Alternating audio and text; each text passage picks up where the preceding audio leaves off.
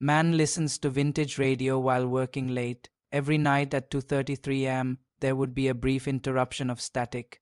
One night the static said his name. He froze. The voice continued, "We're already inside." As he turned off the radio, whispers began from inside the room.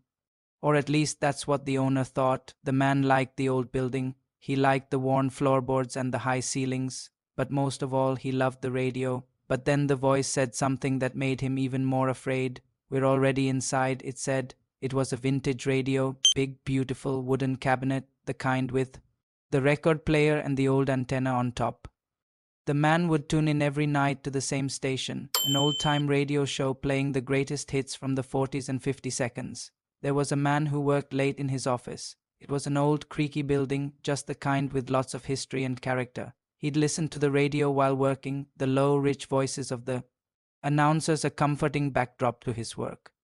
But sometimes the radio would go fuzzy and a voice would crackle through the static. At first it was just voices, unintelligible murmurs that sounded like screams in the night. But as he turned off the radio, he heard the voice again. There was nothing there. He called out, but of course there was no reply. All he got were the echoes of his own fear.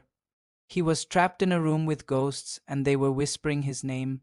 This time it was closer, right outside his door. He could hear the whispers now, voices from beyond the grave. They were inside his room.